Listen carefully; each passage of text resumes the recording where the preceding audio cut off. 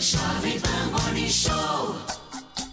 Seguindo com o Morning Show dessa segunda-feira movimentadíssima, hein? Olha só, meus camaradas ouvintes desse Morning Show, quando os entrevistadores recebem um entrevistado muito conhecido, um célebre entrevistado, eles não raro usam uma frase clichê para apresentar esse entrevistado. Que frase é essa? Vou lembrar você, para você concordar comigo. Eles dizem o seguinte, ó: fulano dispensa apresentações. E o pior é que na maioria das vezes se segue a essa frase uma pomposa apresentação descrevendo o entrevistado. Pois bem, minha gente, não vamos incorrer no erro nem de apresentar o nosso entrevistado famoso, nem de dizer que ele dispensa apresentações. Direto de Londres, ele está aqui para falar da sua autobiografia, direto de Washington, W. Oliveto, por ele mesmo, livro que será lançado hoje a partir das 18 horas na Livraria Cultura do Shopping Iguatemi, em São Paulo. Esse aqui que você que nos acompanha em imagem está vendo em minhas mãos. Seja bem-vindo, Washington Oliveto, mais uma vez a esse Morning Show. Obrigado pela presença, viu? Obrigado a vocês. Vamos falar desse... O que a gente deve saber sobre esse livro que está no forno, ainda saindo do forno, Washington? Bom, ele começa bem, né? Porque a foto é do Sebastião Salgado. Muito linda a foto, bacana mesmo. Parece meio um detetive, né? Foi curioso. O Sebastião é meu amigo há muito tempo. Quando ele soube do título do livro, ele gostou muito.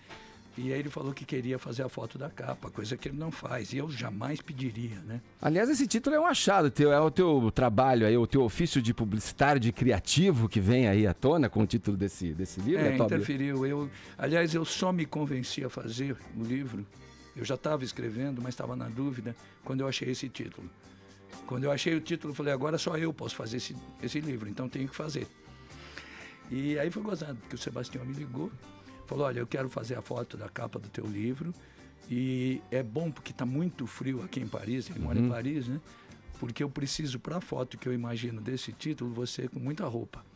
E como está frio, você vai ter que estar com muita roupa.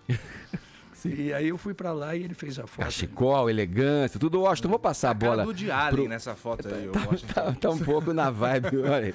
Ô, Washington, vou passar a bola daqui a pouco meus amigos aqui de bancada, mas eu queria te perguntar o seguinte. Você é um cara que já deu várias entrevistas, já falou muito a seu respeito, né? Estudantes, profissionais de propaganda já pesquisaram o seu nome inúmeras vezes, a exaustão nas redes sociais. O Na Toca dos Leões, do Fernando Moraes, também tem ali, né, toda a sua trajetória, tudo. O que sobrou de inédito para contar? O que sobrou para você contar que as pessoas ainda não soubessem a seu respeito? Olha, eu fiz uma opção sem querer que deu muito certo. Primeiro, como eu me transformei no mais fanático dos publicitários da minha geração no mundo inteiro, exatamente por me realimentar só com vida, não com publicidade, Sim. Eu comecei a perceber que todo o trabalho que eu fiz dos 19 anos de idade para frente estava muito baseado em coisas que eu tirei da cultura popular. E isso gerava boas ideias, boas histórias. E eu optei por não ter cronologia, uma coisa que normalmente em autobiografias deixa meio chato. Optei por não reproduzir coisas que o Fernando já tinha escrito muito bem no livro dele, que era um livro dele, e fui contando histórias que foram me acontecendo durante a vida, que geraram determinados trabalhos, geraram determinados prêmios. Eu conto, por exemplo, de palestras que eu fiz. Eu fui o primeiro publicitário a falar em Moscou e levei tudo errado para aquela palestra. A outra coisa é porque eu não imaginava, em 1989, era o início da perestroika. E eu levei comerciais sensacionais, com histórias deliciosas. Uma coisa que, se eu fizesse uma palestra em Londres, em Nova York, daria no Brasil, super certo. Seria um sucesso. Para os russos, eles não queriam ver histórias, eles queriam ver os produtos. Uma mulher russa na plateia, ela não se interessava por uma história romântica no comercial, ela queria ver a caixa de cosméticos, porque não tinha. Então, tudo que eu mostrei, o meu tradutor era obrigado a fazer em português, era um rapaz que sabia. Fernando Pessoa decora, adorável. Filho de um cirurgião plástico que ganhava o mesmo salário de um motorista de ônibus, porque era cargo de utilidade pública. E ele, muito delicado e tal, ele no último dia falou para mim, sabe, essa sua palestra foi boa, mas seria tão mais interessante se você tivesse mostrado os produtos. Ou seja, eu fui fazer uma palestra sobre publicidade e o pessoal não queria ver publicidade, queria ver os produtos. Agora, Washington, sobre as coisas que você fez de incríveis, né? O Garoto Bombril, o anúncio da Valisé do primeiro sutiã, a gente já ouviu você falar pra caramba. Nesse livro você contou agora pra gente um episódio que não deu muito certo, você não fez tanto sucesso aí nessa palestra. Tem outros episódios que a gente pode considerar que, de repente, foram fracassos, que não foram tiros certos e que a gente vai conhecer através do livro? Uma das características de um criador de propaganda é que diariamente você pode ser considerado um gênio de manhã e uma besta à tarde. Você pode ter um grande acerto e um grande erro. E eu que estou há muito tempo nesse negócio, felizmente tive muitos acertos, mas tive muitos erros. Como uma coisa que sempre me incomodou em biografias de publicitários é uma busca de passar uma infalibilidade que nós não temos, eu fiz questão de contar as minhas zebras. E me diverti contando. E mesmo as histórias muito conhecidas, eu peguei outros ângulos. Por exemplo, eu conto sobre a estética do Garoto Bombril. Tudo que a gente queria era um ator que fosse inédito, e o Carlinhos Moreno era. Ele era do grupo Pod Minoga, na época, que é até hoje. Que nunca tivesse aparecido em comerciais, que pudesse passar doçura, delicadeza com a mulher e fragilidade. Portanto, ele fisicamente devia ser pequeno. Quando o Andrés Bukovinski trouxe os testes de ator, ele me falou, olha, a gente tem um ator, só que tem um pequeno problema. Eu falei, que pequeno problema? Ele tem mais de 1,90 m. E aí, como é que ele fica frágil nos comerciais? O Petit, que trabalhava comigo, era minha dupla, teve a genial ideia de fazer uma bancada alta, onde estão os produtos, e ele atrás. Então ele parece pequeno. Então a gente foi contando essas histórias, contei histórias de palestras que deram muito certo na Austrália. Na Austrália até plantei árvore no zoológico, está contada a história. Contei a história de eu não vou ficar contando o livro, né? Mas eu ganhei um prêmio em Hollywood, muito garoto. E quem foi entregar o prêmio era a atriz mais bonita do cinema americano naquele momento, mais badalada, 5 anos mais velha que eu. Ela devia ter, assim, 26 anos, e eu 21. E eu não tive a mínima dúvida, eu recebi o grande prêmio das mãos dela e tal, quase deixei cair o prêmio no pé dela, que eu fiquei olhando. E aí, eu não tive a mínima dúvida, no caminho para o bastidor, para o backstage, eu convidei ela para jantar. E ela aceitou jantar no outro dia, eu passei já a noite comemorando, e no outro dia ela apareceu para jantar com o namorado.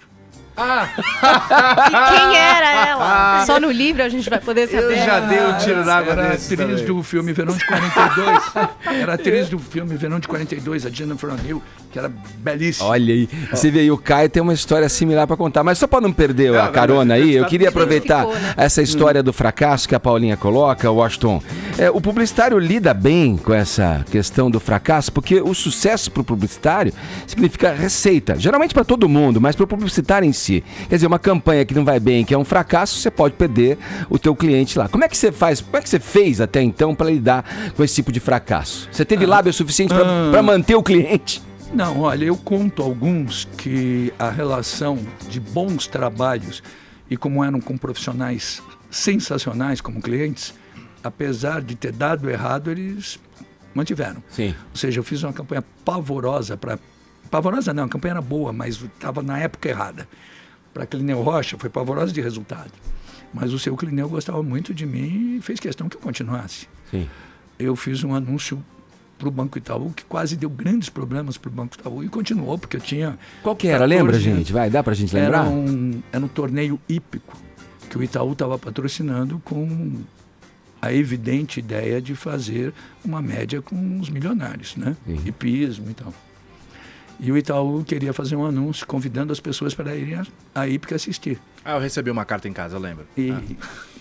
E aí eu escrevi um anúncio, era muito garoto, foi inexperiência, mas o anúncio meus colegas amaram, ganhou prêmio, o diabo, só que os ricos odiaram, porque o título do anúncio era Venha ver os ricos caírem do cavalo. E aí... Mas como eu já tinha 4 anos de bom Você tá trabalho, Banco Itaú, e tive mais 10, essas coisas, quando o cliente e a agência são amigos, são cúmplices, acreditam. Compra a ideia pra fazer e faz. Não, e na hora Posta você tem que nisso. pilotar a encrenca, mas depois vira história folclórica. Eu ia perguntar isso, quem é que mede o sucesso? É o resultado?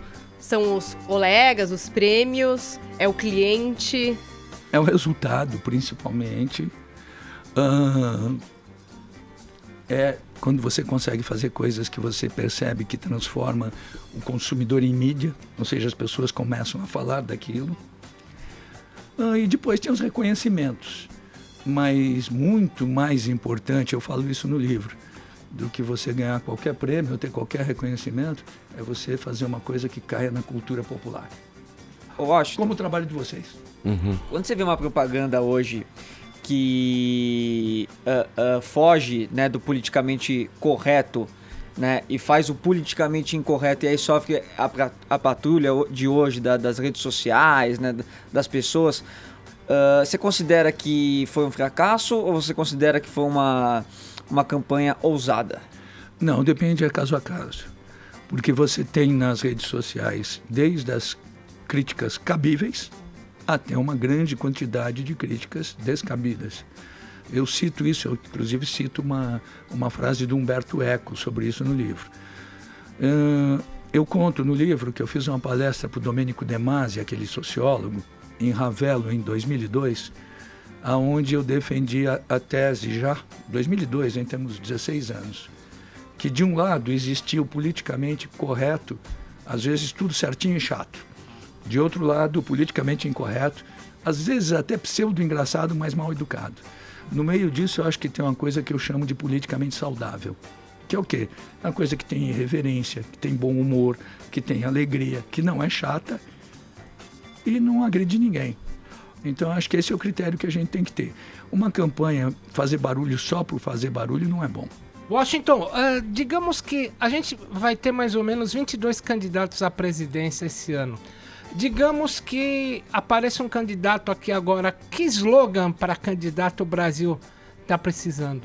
Bom, eu nunca fiz campanhas políticas, né? Eu costumo dizer que esse foi um dinheiro muito bom de não ganhar.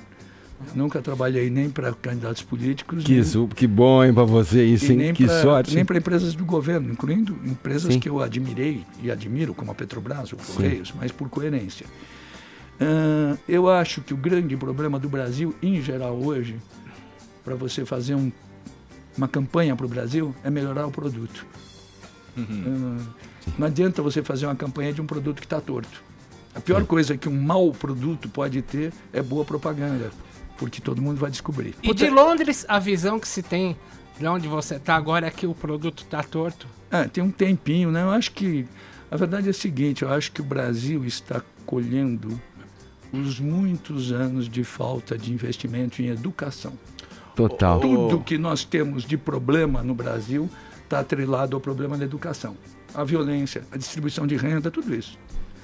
Eu vou te dizer, você sabe qual é a minha sensação que eu tenho quando vendo o Brasil de longe? De vez em quando, esses últimos tempos, primeiro o país não parece que foi descoberto, parece que foi escrito, né? Parece ser uma coisa meio de ficção. Mas quando você mora longe, e com o privilégio que eu tenho de poder vir para cá o tempo inteiro, ou seja, é uma situação muito agradável, mas quando você mora longe, é como quando você assiste futebol na televisão ou no estádio. De longe você tem a noção do campo inteiro. É futebol de estádio. E é assim que eu estou enxergando o Brasil. Curioso você falar isso, Washington. A gente, né, no final de semana, todo mundo acompanhou a exaustão, tudo que aconteceu, né? Você fala da educação, né?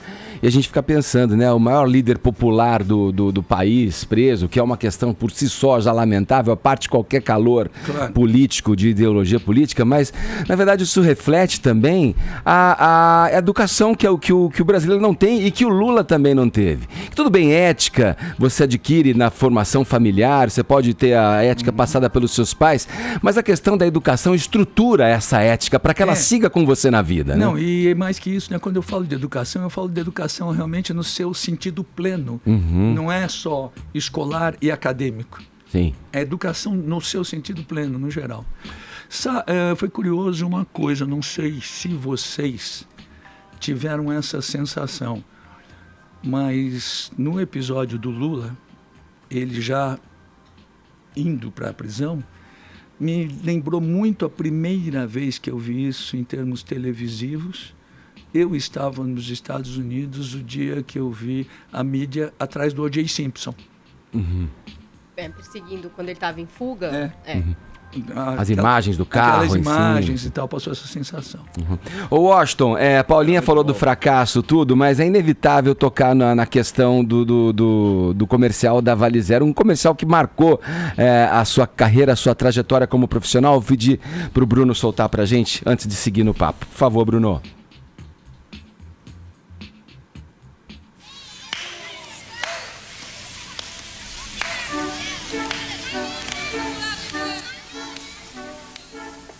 Aí tem o comercial, né? Para quem não acompanhou, quem não tá assistindo a gente com imagens, tem a garota que coloca ali, ela recebe, né, de uma mão que provavelmente é da mãe, do pai, não me lembro direito, mas ela recebe um presente. Aí ela vai, né? Pega, vai na escola, ela tá no ambiente escolar, tá no vestiário dessa escola, né? E volta para casa, depois se joga ali na cama dela. Tá descontente por alguma razão, tá pensativa. Porque na escola, ela escondida se trocava e não estava de sutiã. E aí ela abre o presente e tem lá o sutiã, que é o primeiro Vale Zero. O Washington tava contando aqui da palestra dele na Rússia, e eu abri aqui aleatoriamente o teu livro, por isso que é inevitável falar desse assunto. Esse assunto te persegue assim como a Ana Júlia persegue os Hermanos, o Washington. E aí lá, você fala, entre as outras coisas, você trata de cases nessa palestra de 88, se eu não me engano, para a Gazeta Mercantil, se eu não estou enganado. Não, tinha um repórter da Gazeta. E essa campanha, esse case foi levado para lá também, essa campanha do primeiro sutiã. Isso foi para você um sucesso tão grande que te projetou, você já era um cara conhecido, mas isso te alavancou para o mercado de uma forma que antes você não tinha, né? Esse é um fenômeno de cultura popular, né? Eu tinha, antes do primeiro sutiã, 2 campanhas visivelmente populares que eu cito no livro.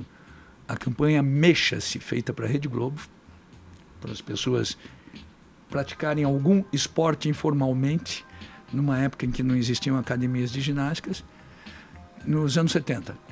E a campanha Bombril, que é de 78. Sim. Rapidamente, Washington, a gente está com o tempo apertado. Você acha que essa campanha seria viável nos dias de hoje? Porque as questões do ativismo, a queima do sutiã, do feminismo, tudo. Eu acho que, eu comento isso, inclusive, eu acho que seria viável porque certos sentimentos, muda a tecnologia, muda o comportamento, mas eles são eternos. O sutiã, ele tem uma característica, né, que de todas as peças dos vestuários masculino e feminino, ele é a única que é roupa, mas não é só roupa. É a transição da menina para a mulher. Mas eu não tenho dúvida, até eu saberia fazer esse filme hoje, mudaria muito pouca coisa. A estética da escola seria um pouco diferente, o vestiário seria de uma academia, Sim. O quarto dela seria diferente, teria computador, mas... E na rua, bem possivelmente, ao invés de cobrir os seios com os livros, Sim. ela puxasse o zíper um pouquinho para baixo quando o menino vê. mas eu acho que daria para fazer, mas teria uma chiada. Olha aqui, a gente está tratando de assuntos que você poderá encontrar, já que o lançamento é hoje, a gente vai dar o serviço direitinho, na autobiografia do diretor Washington, editor publicitário Washington Oliveto, direto de Washington, essa que você que nos acompanha em imagem está vendo em minhas mãos. Daqui a pouco a gente segue nesse papo. Segura aí, Washington. Agora 11h03, horário de Brasília. Eita!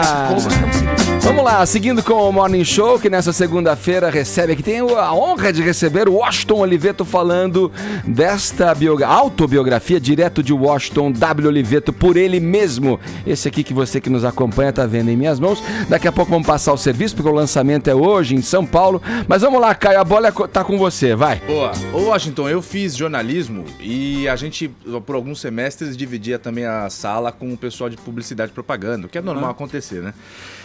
E alguns anos depois eu comecei a ver que um prédio que tem uma redação de jornalismo e uma agência de publicidade no mesmo edifício e tal, só que em andares diferentes, o cara de publicidade é o cara que chega numa BMW, o cara de jornalismo é o cara que chega num Gol. Sabia que ele ia falar sobre esse arrependimento.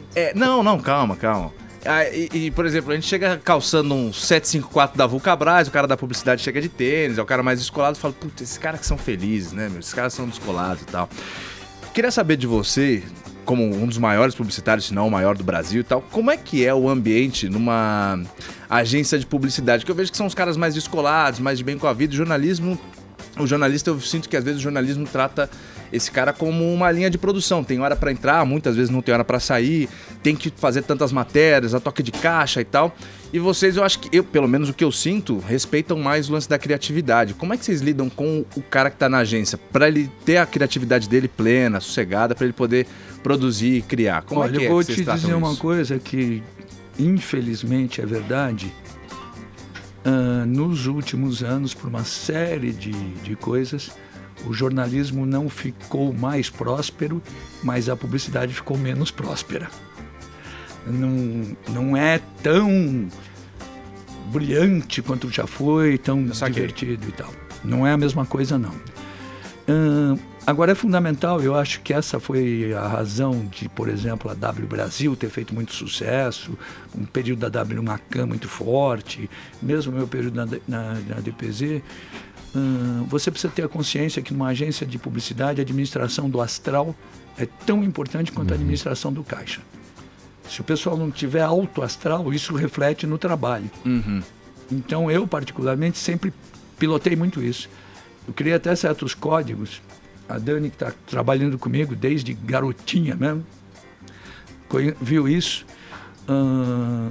Eu criei certos códigos assim, eu sentia que o pessoal estava muito nervoso na agência, mandava comprar 300 picolés e distribuía sorvete. Todo mundo já sabia que eu não estava gostando do astral da agência. E é muito importante também que quem não trabalha com isso, não tem esse ofício, imagina, meu Deus, você tem que ter aquela ideia para aquele produto.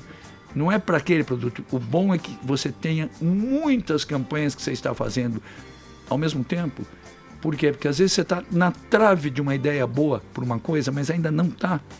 E você vai trabalhar com outra categoria de produto. Refresca a cabeça, pense em outro público, em outra coisa, e isso te ajuda a achar a ideia para aquela primeira. Então é bom assim, você tem 3, 4 campanhas diferentes que você esteja criando simultaneamente. Ô Washington, há um mês, o teu colega de trabalho, Nizanguanais, cravou que o Bolsonaro vai ser presidente da República. Você tá apostando em alguém?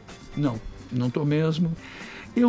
É muito curiosa a minha relação com políticos em geral. Eu nunca fiz nenhuma campanha política, incluindo de gente amiga minha, como Jaime Lerner, um monte de gente, o Fernando Henrique, sempre tive boa relação e tal, mas nunca fiz. E eu, curiosamente, eu acho que se eu viesse a fazer, eu faria mal, porque eu me treinei desde garoto para as decisões profissionais típicas da iniciativa privada. Na política, as decisões são políticas. Eu não sei se quando o Nizam falou isso, se as coisas já mudaram. Eu não sei observar isso direito, até porque nesse momento nós temos muitos candidatos a candidatos e candidatos a não candidatos. Então é muito complicado você ver esse quadro. Mas eu acho que ainda vamos ter um bom tempinho aí. Tem como aprofundar um pouquinho essa sua decisão de não fazer nenhuma campanha política? O porquê dessa tua decisão? Tem uma lógica. Quando eu comecei, era uma decisão geracional. Ou seja, o Brasil vivia uma ditadura política, tinha campanhas estapafúrdias feitas pelo próprio governo, tipo Brasil ame ou deixe-o. Eu não queria fazer aquilo. E eu, felizmente, fui trabalhar numa empresa de profissionais magníficos, que tinham donos sensacionais, a DPZ, que respeitaram o meu ponto de vista e nunca me obrigaram a fazer. Com o passar do tempo, isso que tinha sido uma coisa geracional e de intuitivo, ficou organizado na minha cabeça, eu não quero. E depois de um determinado tempo, confesso a você, isso começou a pegar bem para mim. Tinha muitos clientes que queriam exatamente trabalhar com a minha agência por eu não fazer governo. E aí eu comecei a até divulgar isso mais fortemente. Ô Washington, você acha como publicitário que como o gênio que é considerado nessa área da publicidade, da criação publicitária e tal, você acha que tem aí como a publicidade recuperar a imagem desgastada do Lula, no caso? Olha, eu acho nesse momento é difícil. O prejuízo que ele tem em termos de imagem é muito grande. Por outro lado, obviamente, ele está tentando um outro caminho, exaltar uma postura de vítima. Então a gente vai ter aí uns meses para analisar para onde vai caminhar isso. Porque até a gente tem uma característica do brasileiro, né? O brasileiro é muito maniqueísta. O brasileiro assim, ou bom ou ruim. Sim, a polarização é isso. E esse momento que nós estamos vivendo é um momento talvez mais maniqueísta. É arriscado sempre falar da história do Brasil, porque a gente viveu muito pouco, né? Mas eu acho um dos maiores momentos de maniqueísmo da nossa história é esse. Washington, eu sou de Santos e eu gostava muito de andar ali pela orla, agora eu moro em São Paulo faz muito tempo.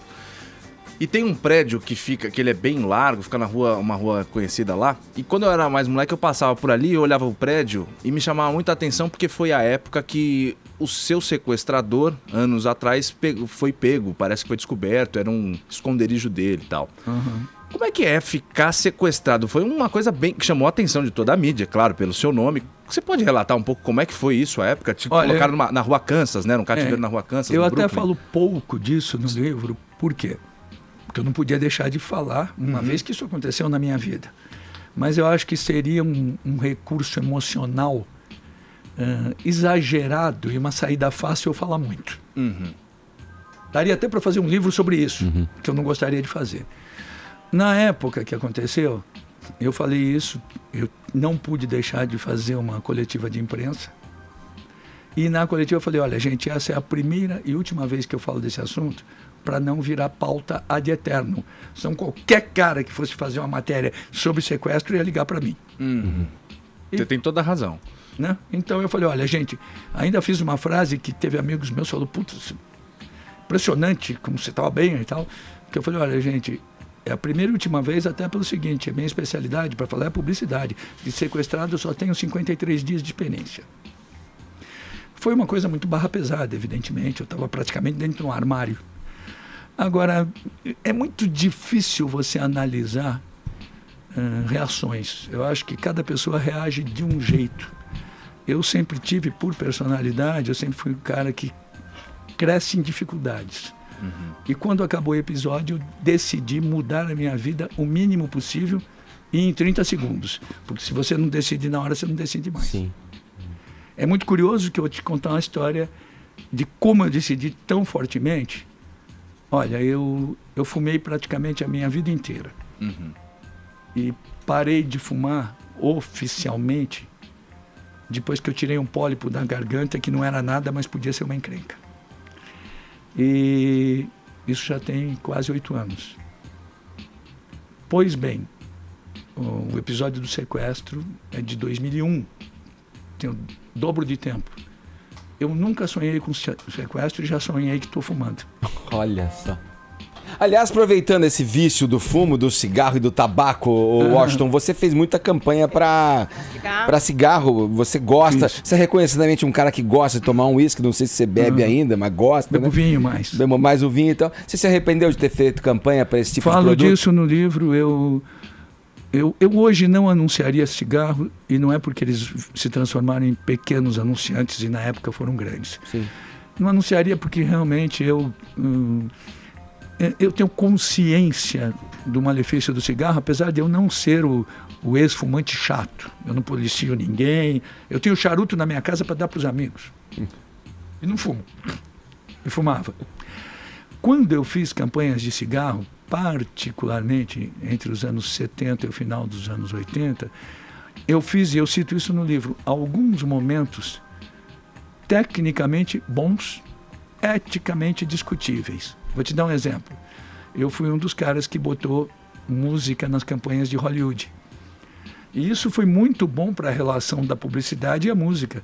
Primeira vez que tocou reggae no Brasil, Foi numa campanha minha, tocou Jimmy Cliff, não tocou nem Bob Marley. Eu lembro você botando The Police, Every Little Thing She Does Is Magic Então, no eu Hollywood. conto no livro, inclusive, que eu pus desde bandas que eu gostava, como Police, Tinha o Asia, né? Lembra do Asia? como Police, como o Jimmy Cliff, Journey. como Tina Turner. E botava também bandas que eu sabia que iam funcionar, que não era muito a minha praia, como o Asia. A gente tinha na década de 90, Vamos na lá. década de 80, 90, aquelas campanhas que a família Doriana, o Tomo Doriador sumiu, o Garoto Bombril, uma porção de coisas que viraram até jargão na boca das pessoas e daí por diante. E hoje em dia eu sinto que você mesmo falou agora há pouco, que não tem mais isso, não tá mais nesse momento. Você acha que isso é uma fase policiada pela patrulha do politicamente correto, deve passar ou é um caminho sem volta? É uma somatória de um monte de coisas. Tem o politicamente correto, tem as negociações menos prósperas, as agências com menos dinheiro, Sim. os veículos menos prósperos. É uma somatória de coisas que ofícios criativos são vitimados ciclicamente. Esse ciclo está durando muito. O louco é que quando acontecem essas coisas, de vez em quando você chega à conclusão que a melhor coisa que você tem que fazer é torcer para piorar. Porque só quando chega lá embaixo é que volta. Washington, e você ter ido morar em Londres, tem a ver com uma certa decepção, assim, com o Brasil, com a situação que o Brasil tá? É uma decisão pessoal sua, um plano que você já tinha? Eu sempre gostei muito de Londres. Eu adoro Nova York e costumo dizer que Londres é a melhor Nova York do mundo.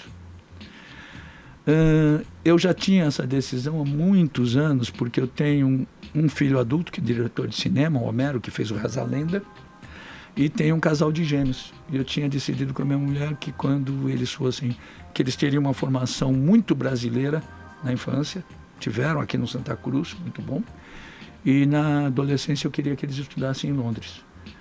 Então eu comecei a preparar essa minha ida, desde começar a fazer uma consultoria lá para o pessoal da Macan e tal, em 2016, porque eles começaram na escola lá em 2017.